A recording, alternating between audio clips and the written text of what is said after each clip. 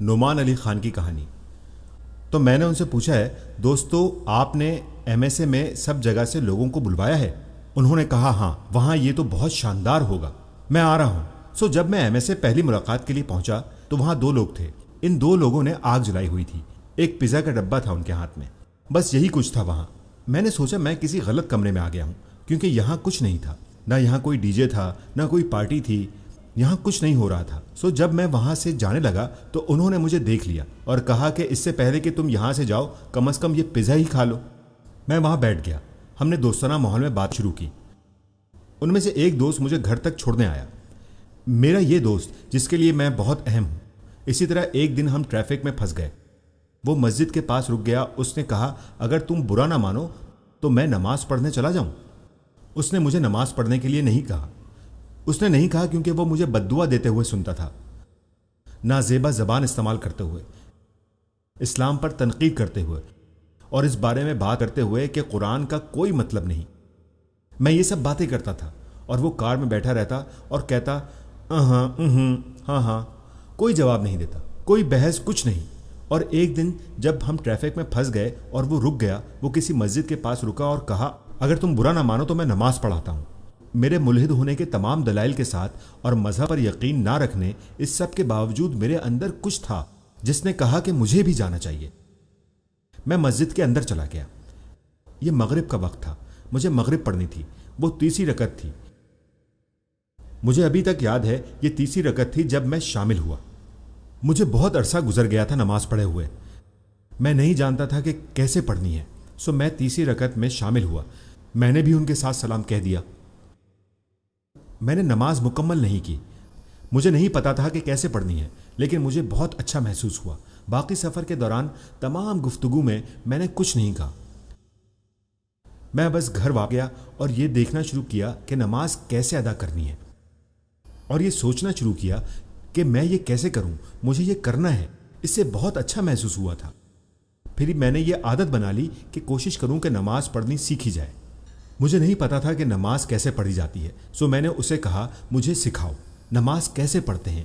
اسی نے مجھے کوئنز ایریا کے قریب کی مسجد کے بارے میں بتایا۔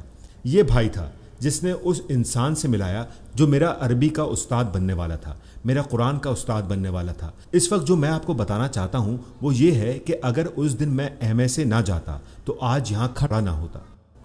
مجھے یہ بہت غیر یقینی لگتا ہے کہ میں نے ایم ایس اے کے نیشنل کنونشن میں نماز پڑھی۔ میرا سفر ایم ایس اے کے ساتھ تب شروع ہوا جب مجھے نماز پڑھنا نہیں آتی تھی، میں بالکل نہیں جانتا تھا۔ میں نے آپ کو بتانے کی کوشش میں آپ کو یہ بتانے کی کوشش کر رہا ہوں کہ دوسرا نعمان علی خان، دوسرا یاسر قاضی، دوسرا شیخ عمر سلیم، دوسرا حمزہ یوسف کیمپس میں کسی جگہ ابھی اللہ سے سوال کر رہا ہے۔ مسلمانوں میں کہیں وہ مسلم خاندان میں پیدا ہوا، لیکن ان کو اب تک سوالوں کا جواب نہیں ملا۔ وہ نیو یارک کے کیمپس میں ہیں، وہ نیو جرسی کے کیمپس میں ہیں، وہ کیلیفورنیا، ورجینیا، وہ ان تمام جگہوں پر ہیں، اور ان کا کسی مسجد کے ساتھ رابطہ نہیں ہے، کسی عالم کے ساتھ رابطہ نہیں ہے، نہ ان کا کسی بھی مذہبی ذرائع کے ساتھ۔ یہ اسلام کے بارے میں اتنا ہی جانتے ہیں جتنا ایک غیر مسلم، اور یہ ان کا قصور نہیں۔ ان کے لیے ایک ہی ممکن انسانی رابطہ اسلام کے ساتھ ہو سکتا ہے، شاید ہو جائے، وہ یہ کہ ایک مسلمان ان کے کیمپس میں ہو سکتا ہے، یہی ایک انسانی رابطہ ہو سکتا ہے ان کے لیے۔ میری پرورش اس طریقے سے ہوئی ہے، میری سوچ اس طرح سے پروان چڑھی ہے۔ کسی سے ملنے کا خیال جس کی داڑھی بھی ہو وہ خطرناک ہے۔ یہ لوگ بد دماغ ہوتے ہیں، انتہا پسند ہوتے ہیں۔ ویسے یہ 9/11 سے پہلے کی بات ہے۔ یہ لوگ بد دماغ ہوتے ہیں، انتہا پسند، خطرناک اور فیصلہ کن۔ مجھے ان سے کچھ لینا دینا نہیں، جہاں تک ہو سکے مجھے ان سے دور رہنا ہے۔ مگر میں اپنے ساتھی طالب علم سے بات کر سکتا ہوں۔ ہمیں یہ احساس نہیں ہو سکتا کہ اسلام کی اصل جنگ میدان جنگ میں نہیں، اس مذہب کی جنگ اور اس امت کی تگ و دو معاشی نہیں ہے، نہ ہی یہ سیاسی ہے اور نہ ہی یہ عسکری ہے۔ اس امت کی اصل جنگ یہ نوجوان لوگ ہیں جو اپنے اسلام سے دور ہو رہے ہیں، ان جامعات میں جو امریکہ، کینیڈا، آسٹریلیا اور یورپ کے ارد گرد ہیں، اور یہاں تک کہ مسلم دنیا میں بھی ہیں۔ یہ کہانی صرف ان کی نہیں جو امریکہ میں ہو رہا ہے، یہ پوری دنیا میں ہو رہا ہے۔ جو میں آپ کو بتانا چاہتا ہوں کہ جنوب میں جو تگ و دو ہو رہی ہے، یہ تگ و دو جو آسٹن اور ٹیکساس کے جامعات میں ہو رہی ہے، صرف 20، 30، 40 جو مسلمان جامعات میں ہیں ان کے لیے جو ہو رہی ہے، یہ تمام امت کی تگ و دو ہے۔ ان نوجوان لوگوں کو ہماری ضرورت ہے، یہ ہے وہ جنگ جہاں سے اسلام دوبارہ اٹھ سکتا ہے۔ اس امت کے بارے میں عالم ایک وقت میں گہرے شکوک و شبہات میں تھے اور وہ ایمان کھو جانے کے کنارے پر کھڑے تھے، لیکن جب انہوں نے ڈھونڈ لیا تو پھر ان کا ایمان ایسا ہو گیا جیسے کسی کا بھی نہیں ہو سکتا۔ یہ نوجوان لوگ اس امت کا مستقبل ہیں۔ اگر ہم نے ان پر دھیان نہ دیا، ان کی پرواہ نہیں کی، مسجدیں جتنی چاہے بڑی ہو جائیں، کوئی پرواہ نہیں، جتنی چاہے زمین خرید لیں، جتنے چاہے ادارے بنا لیں، لیکن کوئی پرواہ نہیں۔